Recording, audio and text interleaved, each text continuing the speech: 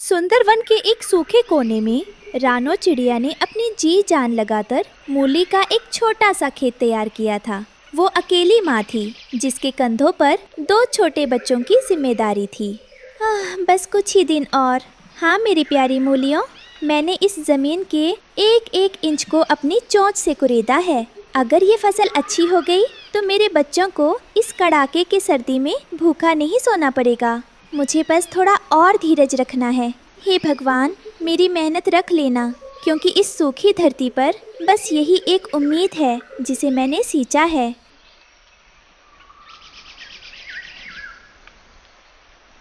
शाम को जब रानो खाली हाथ घोंसले में लौटी तो उसके बच्चे गुड़िया और कुकू भूख से बिलख रहे थे। माँ, बहुत जोर की भूख लगी है। आज भी हम भूखे सोएंगे? नहीं मेरे बच्चे, रोते नहीं, बस थोड़ा धीरज रखो। नीचे खेत देखा है तुमने? वहाँ बड़ी बड़ी मूलियाँ उग रही हैं। हम सब पेट भर कर खाएंगे। तुम दोनों सो जाओ। दोपहर में गोरी कौवी अपने घोंसले से बाहर निकली। उड़ते हुए वो नदी के उस किनारे पर जा पहुंची जहाँ वहाँ एक बड़े पत्थर पर उसे अपनी सहेली हरियाली तोती बैठी मिल गई। अरे हरियाली बहन, आपने देखा उस रानो को? मुझे तो लगता है गर्मी ने उसका दिमाग खराब कर दिया है। सही कह रही हैं आप गोरी बहन। मैंने सुबह देखा उसे, बेचारी चोंच से पत्थर तोड़ रही थी। कहती है उम्मीद बो रही हूँ। भला इस सूखी रेत में भी कोई उम्मीद उगती है? वही तो, हम सब यहाँ से पलायन करने की सोच रही हैं और वो महारानी किसान बन रही हैं। जब भूख से जान निकलेगी तब अकल आएगी उसे। छोड़िए बहन, जिसे खुद को बर्बाद करना हो उसे हम क्या समझाएं। चलिए हम अपनी जान बचाएं, वो तो अपनी जिद में ही मरेगी। जैसे ही रात गहरी हुई, जंगल के खूंखार चूहों ने रानो के सपनों पर हमला बोल दिया। वे खेत में घुस आए। अरे वाह, देखो भाई, क्या नरम जमीन है। यहाँ बिल बनाएंगे और सारी मूली की जड़ें कुतर डालेंगे। चलो शुरू हो जाओ। उस चिड़िया को सुबह सिर्फ मिट्टी मिलेगी। अगली सुबह जब रानो खेत पर पहुंची तो नज़ारा देखकर उसका दिल टूट गया। कई पौधे उखड़े पड़े थे। पड़ोसी कालू कौवा और गोरी कौवी ऊपर डाल पर बैठे तमाशा देख रहे थे। काव काव, मैंने कहा था ना रानो, ये खेती बाड़ी हम पक्षियों का काम नहीं है। देखो चूहों ने क्या हाल किया है। हाँ रानो, छोड़ दो ये जिद। तुम इन चूहों का कुछ नहीं बिगाड़ सकती। बच्चों को लेकर कहीं और चली जाओ, यहाँ तो अब भूखमरी है। रानो अकेली खेत के किनारे बैठी रो रही थी। उसे समझ नहीं आ रहा था कि वो क्या करे। तभी उसे जंगल के सबसे बुजुर्ग और समझदार पक्षी उल्लू बाबा की याद आई। नहीं, मैं इतनी आसानी से हार नहीं मानूंगी। रोने से मेरे बच्चों का पेट नहीं भरेगा। मुझे उल्लू बाबा के पास जाना होगा। रानो उड़कर जंगल के घने हिस्से में पुराने बरगद के पेड़ के पास पहुंची। वहां अंधेरे में उल्लू बाबा बैठे थे। बाबा, मेरी मदद कीजिए। मैंने बहुत मेहनत से मूली उगाई थी, लेकिन चूहे उसे बर्बाद कर रहे हैं। मेरे बच्चे भूखे मर जाएंगे। मैं क्या करूं? बेटी रानो, चूहों की ताकत उनकी संख्या है और तुम्हारी चोंच छोटी है। तुम उनसे लड़ नहीं सकती। लोहे को लोहा काटता है और जहर को जहर। रानो ने हैरानी से बाबा की ओर देखा। मैं समझी नहीं बाबा, मुझे क्या करना होगा? पहाड़ी के पीछे एक काला नाग रहता है। वह कई दिनों से भूखा है और गर्मी से परेशान है। उसे ठंडक और खाना दोनों चाहिए। तुम्हारा मूली का खेत उसे ठंडक देगा और चूहे उसका खाना बनेंगे। नाग? बाबा, आप ये क्या कह रहे हैं? एक काला नाग? वो तो चूहों से भी ज्यादा खतरनाक है। वो तो मेरे पूरे परिवार के लिए जानलेवा होगा। वो मुझे और मेरे नन्हे बच्चों को खा जाएगा। क्या कोई और रास्ता नहीं है बाबा? मैं अपने बच्चों को एक और खतरे में कैसे डाल सकती हूँ? नहीं बेटी, नाग को बड़े शिकार की जरूरत है। अगर तुम उसे नहीं छेड़ोगी तो वो तुम्हारा रक्षक बनेगा। कुदरत का यही नियम है।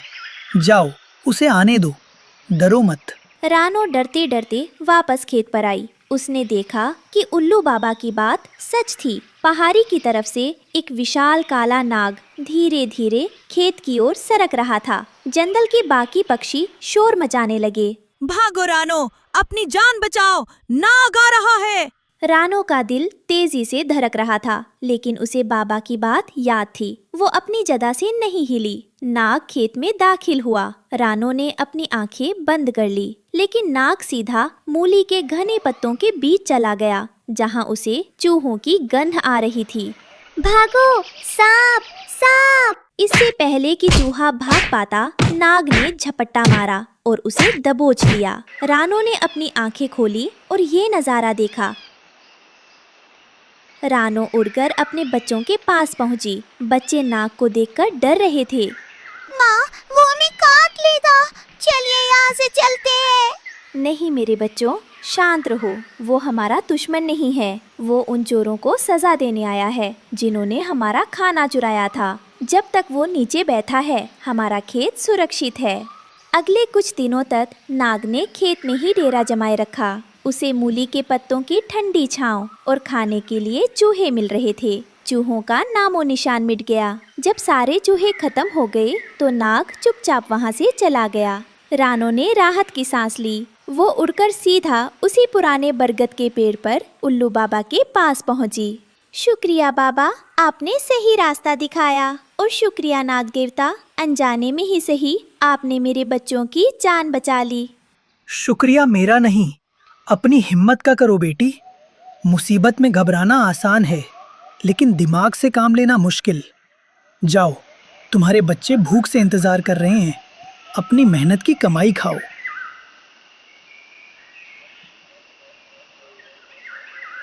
आज रानो के खेत में मूली की फसल तैयार खड़ी थी। रानो, गुड़िया और कुकू मिलकर मूली निकाल रहे थे। कालू कौवा और बाकी पक्षी भी ये चमत्कार देखने आए थे।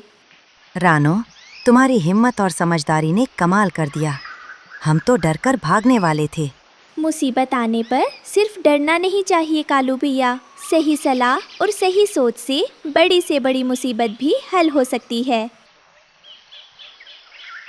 उस शाम रानो और उसके बच्चों ने भरपेट खाना खाया। जंगल ने उस दिन सीखा कि कभी-कभी जान बचाने के लिए कड़वे फैसले भी लेने पड़ते।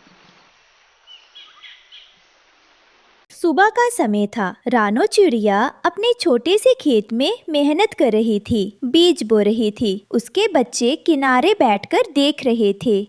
अम्मा, तुम रोज इतना काम क्यों करती हो? बाकी सब तो आराम से रहते हैं। बेटा, मेहनत से उगाया हुआ अनाज सबसे मीठा लगता है। मेहनत कभी धोखा नहीं देती। शहर की एक ऊंची इमारत की छत पर गोरी कौवी और कालू कौवा बैठे थे। दोनों अपनी अगली चाल की योजना बना रहे थे। गोरी, ये शहर के लोग अब हमें पहचानने लगे हैं। यहाँ हमारा धंधा और ज्यादा नहीं चलेगा। बिल्कुल सही कहा। सबको समझ आ गया है कि हमारा दोगुना करने वाला बिजनेस असल में चोरी है। तो अब नई जगह चाहिए, और उससे बढ़िया जगह कौन सी होगी? वो भोले भाले जंगल के पक्षी, न अकल न तजुर्बा, बस भरोसा कर लेंगे। चलो फिर तैयार हो जाओ। आज से जंगल हमारा नया शिकार है।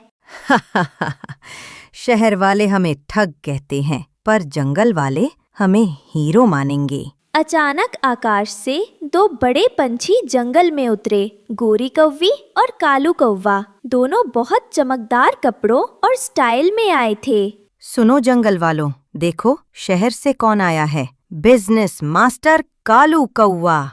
और मैं हूँ फैशन क्वीन गोरी कौवी। अब तुम सबकी जिंदगी बदलने वाली हूँ। जंगल के भोले भाले पक्षी उत्सुक होकर उनके पास जमा हो गए। दोस्तों, क्यों इतनी मेहनत करते हो? हमारे साथ मिलकर काम करो। अपना अनाज हमें दो, हम उसे शहर ले जाएंगे और तुम्हें दुगुना देंगे।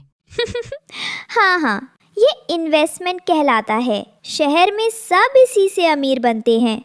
वाह, दुगुना अनाज, फिर तो मजा आ जाएगा। सच में शहर वाले लोग हमेशा अमीर बनते हैं। अब हमारी भी बारी। मगर क्या ये सच में सही है? मुझे कुछ गड़बड़ लग रहा है। रानो चिड़िया दूर खड़े होकर देख रही थी। कि गोरी और कालू अपने झांसे में कितने पक्षियों को फंसा रहे हैं। रानो समझ गई कि इसे रोकना पड़ेगा। मुझे आज रात ही सबके घर जाकर उन्हें धोखा खाने से रोकना होगा। सबसे पहले रानो बबली कबूतरी के घर गई। बबली, ध्यान से सुनो, ये दोनों शहर से आए लोग सिर्फ दिखावा कर रहे हैं। तुम्हारा अनाज चुराने आए हैं, अमीर बनाने नहीं। रानो, तुम हमेशा डरावनी कहानियाँ बनाती रहती हो। ये लोग इतने बड़े बिजनेस बर्ड हैं, तुम तो बस कल्पना कर रही हो। मैं सच कह रही हूँ, भरोसा मत करो। बबली ने रानो की बात नहीं मानी और दरवाजा बंद कर दिया। फिर रानो मिट्ठू तोते के घर गई। तोता भाई, ये लोग तुम्हें फंसाने आए हैं, अनाज ना दो। रानो, तुम फिर डरावनी बातें बना रही हो। ये लोग शहर से आए हैं, उनके पास अनुभव है। तुम जंगल में अपने आप ही सब सोचती रहती हो। मैं सच कह रही हूँ। सोचो, अगर सब अनाज दे देंगे तो ये ले जाकर भाग जाएंगे। तोता ने भी रानो की बात अनसुनी कर दी और उसे हंसते हुए बाहर कर दिया। फिर रानो बिंदिया चिड़िया के घर गई।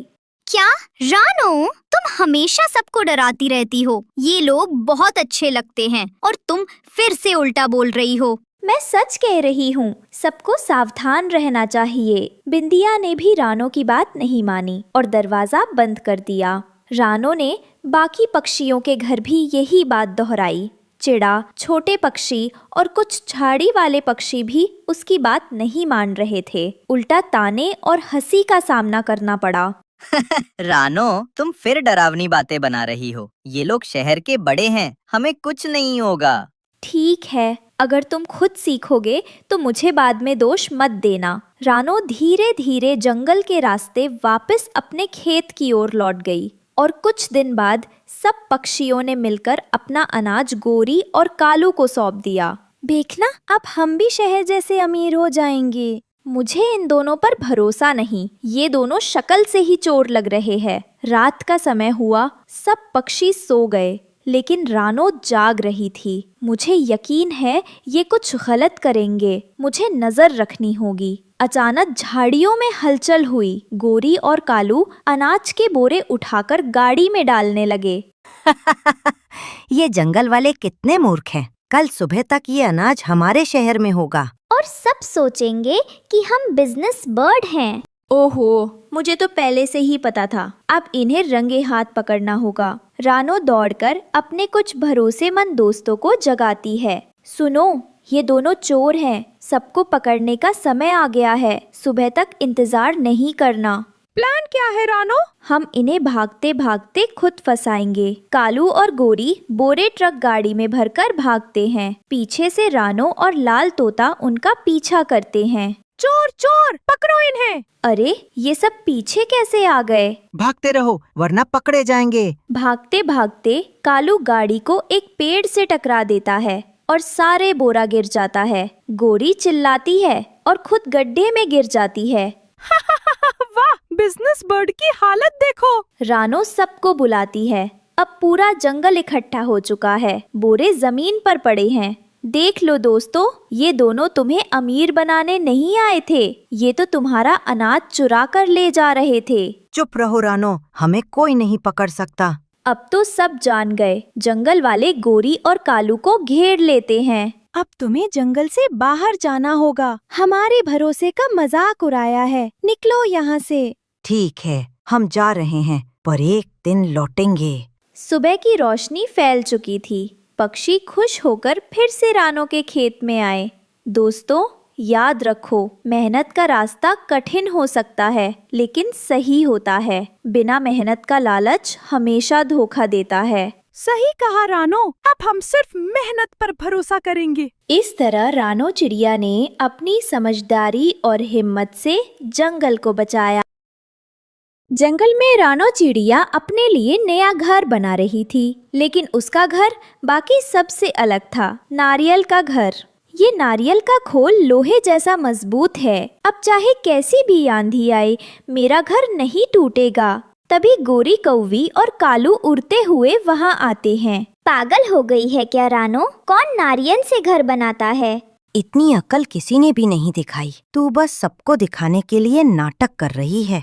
हंसो जितना हंसना है, कल वक्त बताएगा कौन सही है। अचानक बादल गरजने लगे, बिजली कड़की। बंटी कबूतर और मिट्ठू तोता अपने घर की खिड़की से बोलते हैं। अरे ये कैसी हवा चल रही है, मेरा घर तो हिल रहा है। अरे मुझे बहुत डर लग रहा है, ये तूफान है क्या? हाय, मेरे अंडे घर में हैं। अगर घर उड़ गया तो मेरे बच्चे कभी जन्म भी नहीं ले पाएंगे। कोई मेरी मदद करो। इसी बीच बंटी की जोड़ीदार बबली कबूतरी भी अपने घोंसले से चीखती हुई बाहर आई। बंटी, बंटी, ये तूफान तो सब कुछ उड़ा देगा। हमारा घोंसला कितना कमजोर है। अगर ये टूट गया तो हम दोनों कहाँ जाएंगे? मुझे समझ नहीं आ रहा क्या करूं। तूफान और तेज हुआ। अब तोता और हरियाली तोती अपने अंडे लेकर मदद के लिए गोरी कौवी के घर के बाहर आए। गौरी बहन, जरा हमें अपने घर में जगह दो, तूफान थमने तक। मेरे पास खुद जगह नहीं है, तुम्हें क्यों अंदर लूं? कालू भाई, तुम तो समझदार दिखते हो, हमें अपने साथ ले लो। मैं किसी की मदद नहीं करता, सब अपनी अपनी जान बचाओ। गौरी और कालू की बातें सुनकर तोता तोती का दिल टूट गया। वे रोते रोते इधर उधर उड़ने लगे। हवा और तेज हुई, लेकिन तभी दोनों की नजर रानो के नारियल वाले घर पर पड़ी। वो मजबूत के साथ खड़ा था, हवा भी उसे हिला नहीं पा रही थी। देखो, रानो का घर तो बचा हुआ है। रानो बहन, हमें अंदर ले लो, नहीं तो हम सब मर जाएंगे। आ जाओ, मेरा घर सबके लिए है, कोई अकेला नहीं रहेगा। इतने में बंटी कबूतर और बबली कबूतरी भी हड़बड़ाते हुए वहाँ पहुँचे। रानो, रानो, हमारा घर तो उड़ गया, अब हम कहाँ जाएं? हमारे पास अब कुछ नहीं बचा। प्लीज हमें भी अपने घर में जगह दे दो। अगर तूने दरवाजा बंद कर लिया तो हम दोनों बर्बाद हो जाएंगे। नहीं बबली बहन, यहाँ कोई दरवाजा बंद नहीं होगा। आ जाओ, ये घर सबके लिए बना है। धन्यवाद रानो, तू सचमुच सबकी सच्ची दोस्त है। राना चिड़िया का नारियल का घर सिर्फ मजबूत ही नहीं था, उसके अंदर एक गुप्त दरवाजा भी था। वो दरवाजा खुलते ही सीधे दूसरे जंगल पहुंचा देता था। दोस्तों देखो, जब भी हमें फल सब्जियां खानी हो या खेलना हो, हम इस दरवाजे से सीधे समुद्र पर जा सकते हैं। वाह, ये तो जादू जैसा है। हाँ, हमारे बच्चे भी यहाँ आकर खेलेंगे। रानो, तू तो कमाल की है। अब तूफान का डर भी नहीं और मजे भी। सच में तेरा घर सबसे खास है। एक दिन सब दोस्त गुप्त दरवाजे से होकर झरने के किनारे पहुँचे। नीला पानी, चमचमाती लहरें और ढेर फलों के पेड़ लगे हुए थे।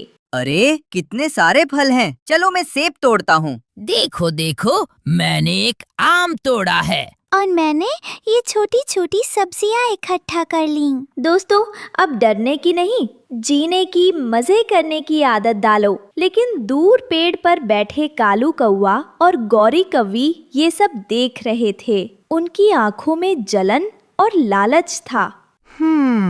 तो ये है रानो के घर का राज, ये एनीवेयर डोर जो सीधे समुद्र ले जाता है। और देखो, इन्हें मजे कर रहे हैं, ताजी सब्जियां और फल खा रहे हैं। हमें तो कभी बुलाया भी नहीं। रानो खुद को बहुत चालाक समझती है। हमें ये राज चुराना ही होगा। अगर दरवाजा हमारा हो गया तो पूरा जंगल हमारे आगे झुकेगा। रात का सन्नाटा था। सब पंछी रानो के नारियल वाले घर में चैन की नींद सो रहे थे। लेकिन अंधेरे में दो कालू कौवा और गौरी कौवी घर के अंदर गए। अगर वो दरवाजा हमारे हाथ लग जाए तो हम पूरे जंगल के राजा बन जाएंगे। गोरी, तू उस तरफ देख, मैं ये देखता हूँ। दोनों धीरे धीरे नारियल के घर की दीवार टटोलने लगे। कभी दाएं देखते, कभी बाएं, कभी चोंच से खटखटाते, कभी पंख से थपथपाते। अरे ये दरवाजा है कहाँ? मैंने तो सोचा था हमें आसानी से मिल जाएगा।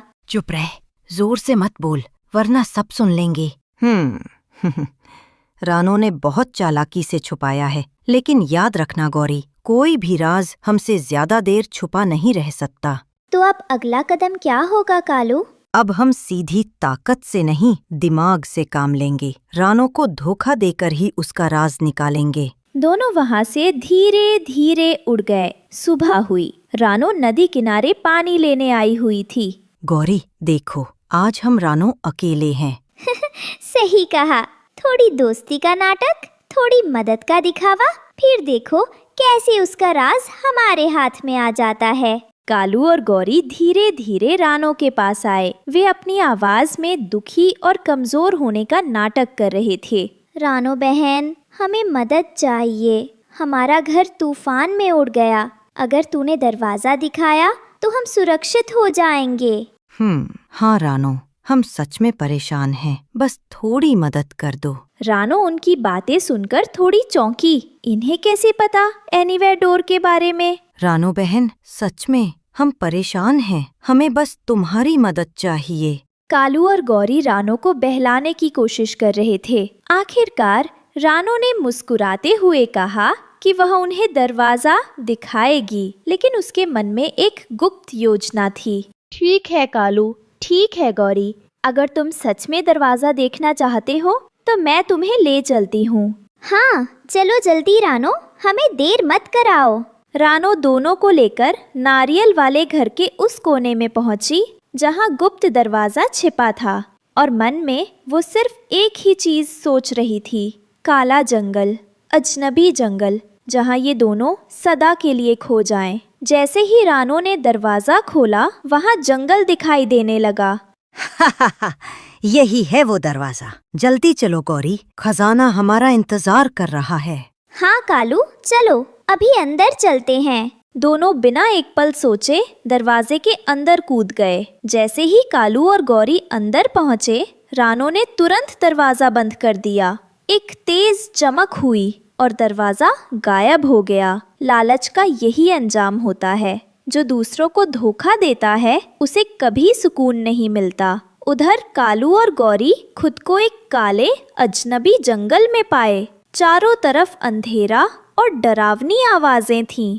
अरे, ये कहाँ आ गए हम? ये तो बहुत डरावना है। नहीं, हमें धोखा दिया। रानो ने हमें धोखा दिया। इस तरह रानो की समझदारी ने पूरे जंगल को सुरक्षित रखा और कालू गौरी हमेशा के लिए अजनबी काले जंगल में खो गए।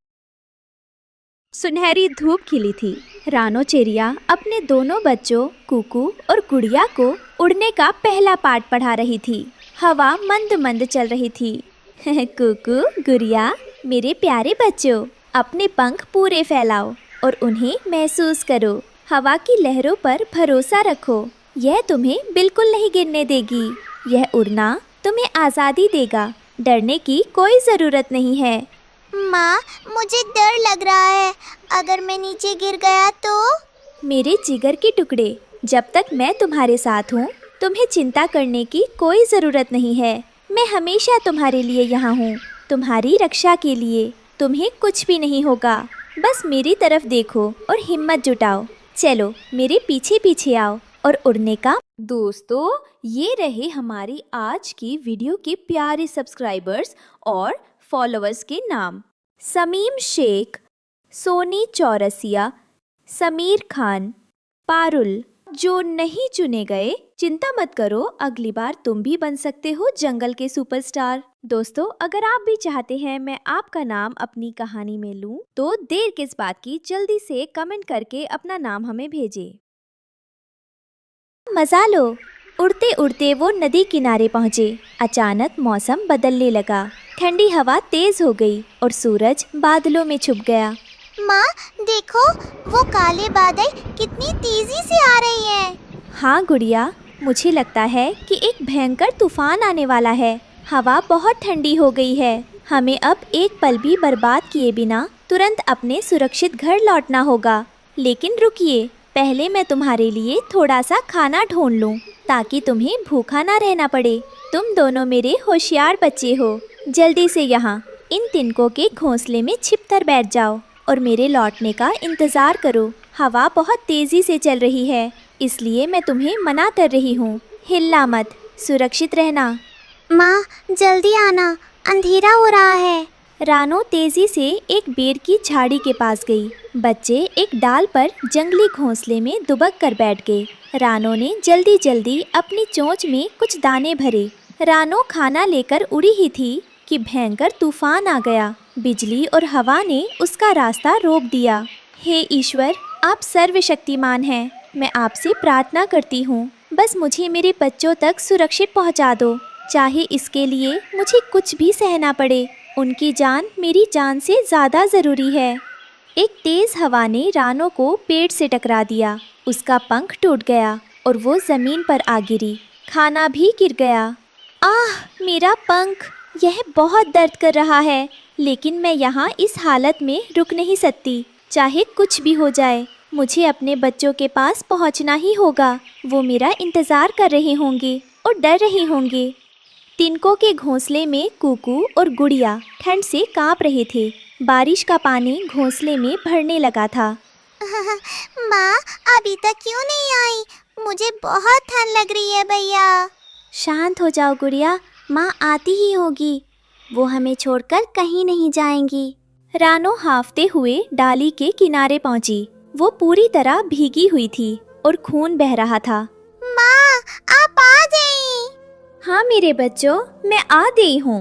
हाँ, मैं हमेशा तुम्हारे पास आती। मुझे बहुत अफसोस है, इस भयानक तूफान की वजह से मेरे पंख टूट गए और सारा खाना गिर गया। मैं तुम्हारे लिए कुछ नहीं ला पाई।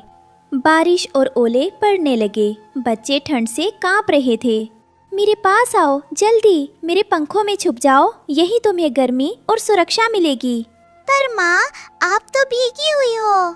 मुझे ठंड नहीं लगती मेरे बेटा, तुम बस मेरी चिंता मत करो। तुम दोनों अंदर आराम से सुरक्षित रहो। मेरा प्यार तुम्हें गर्मी देगा। रानो ने अपना टूटा पंख फैलाकर बच्चों पर छतरी बना ली। बर्फीले ओले सीधे उसकी पीठ पर गिर रहे थे। मैं अपनी आखिरी सांस तक इस तूफान को अपने बच्चों तक नहीं पहुंचने दूंगी। मेरा प्यार ही उनकी ढाल है। बच्चे माँ की गर्मी में चैन से सो गए, अनजान कि उनकी माँ ऊपर मौत से लग रही है। तूफान शांत हो चुका था। सूरज निकल आया। कूकू और गुड़िया ने आंखें खोली। वो सूखे और सुरक्षित थे, लेकिन रानो वहीं पत्थर की तरह जमी हुई थी। माँ उठो माँ, सुबह हो गई, धूप निकल आई है। माँ बोल क्यों नहीं रही? माँ का शरीर कितना ठंडा है। तूफान शांत हो चुका था, लेकिन रानो बेजान पड़ी थी और उसके दोनों बच्चे, गुड़िया, रोने की आवाज पूरे जंगल में गूंज रही थी। माँ आप हमें छोड़कर नहीं जा सकती, उठिए ना माँ। भैया माँ सुन क्यों नहीं रही है? पास ही के पेड़ पर एक बुलबुल बैठी थी। उसने बच्चों के रोने की दर्दनाक आवाज सुनी। वो तुरंत उड़कर पास आई। अरे नहीं, ये तो रानो है। ये अनर्थ कैसे हो गया? मौसी देखो ना, माँ उठ नहीं रही हैं। उन्हें बहुत ठंड लग रही है। रानो को अंतिम विदाई देने के बाद बुलबुल ने बच्चों को उस गमगीन जगह से दूर ले जाने का फैसला किया। गुड़िया, कूकू, रो मत। चलो मैं तुम्हें तुम्हारी माँ के पुराने लकड़ी के घर में ले चलती हूँ। अब तुम वहीं सुरक्षित रहोगी। ठीक है मौसी, जैसा आप कहें। बुलबुल बच्चों को लेकर रानो के बनाए पक्की लकड़ी के घर पर आई। देखो, ये घर तुम्हारी माँ ने बनाया था। यहाँ तुम सुरक्षित रहोगे। मैं खाना लाती हूँ, तब तक बाहर मत निकलना। ठीक है मौसी, हम इंतजार करेंगे। बुलबुल के जाते ही कालू कौवा की नजर उस लकड़ी के घर पर पड़ी। उसका लालच जाग गया। रानो तो गई, अब इस शानदार लकड़ी के महल पर मेरा कब्जा होगा। कालू ने दरवाजे पर जोर से चोंच मारी और बच्चों को धमकाया। बच्चे अंदर सहम गए। ए बच्चों, चुपचाप बाहर निकलो, वरना चोंच मार मार कर फेंक दूंगा। नहीं, ये हमारी माँ का घर है। बुलबुल मौसी अभी आती ही होंगी। शोर सुनकर पड़ोसन हरियाली तोती बीच बचाव करने आई। कालू, शर्म नहीं आती? इन अनाथ बच्चों को क्यों सता रहे हो? हरियाली, तू बीच में मत आ। यहाँ जो ताकतवर है, घर उसी का है। कालू जबरदस्ती घुसने ही वाला था कि तभी बुलबुल खाना लेकर लौटी और शेरनी की तरह उस पर झपट पड़ी। खबरदार कालू, मेरे बच्चों को हाथ भी लगाया तो।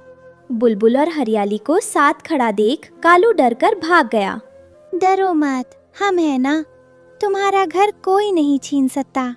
शुक्रिया मौसी, आज लगा माँ हमारे पास ही है। उस दिन बच्चों ने जाना कि पक्के घर से जरूरी पक्के रिश्ते हैं। रानो के त्याग को पूरे जंगल ने सलाम किया। आज रानो चिड़िया के घर में बहुत बड़ी खुशी का दिन था। उसके घोंसले में 2 नन्हे बच्चों ने जन्म लिया था। एक का नाम था गुड़िया, जो बहुत मजबूत था, और दूसरे का नाम था कुकू, जो थोड़ा कमजोर था। रानो अपने दोनों बच्चों को देखकर फूली में ही समा रही थी। मेरे प्यारे बच्चों, आप दोनों ने मेरी दुनिया पूरी कर दी। मैं आप दोनों को दुनिया की हर खुशी दूंगी। रानो का परिवार पूरा हो गया था। वह अपने बच्चों के साथ भविष्य के सुंदर सपने देखने लगी। जैसे जैसे बच्चे बड़े हो रहे थे, रानो ने ध्यान दिया कि कुकू का एक पंख ठीक से नहीं बढ़ रहा था। वह उसे लेकर जंगल के बूढ़े हकीम के पास गई। हकीम ने कुकू की जांच की और उनका चेहरा उदास हो गया। क्या हुआ हकीम जी, मेरा बेटा ठीक तो है ना? रानो, हिम्मत से काम लेना। तुम्हारे बेटे कुकू का एक पंख जन्म से ही कमजोर है। वो कभी उड़ नहीं पाएगा। यह सुनकर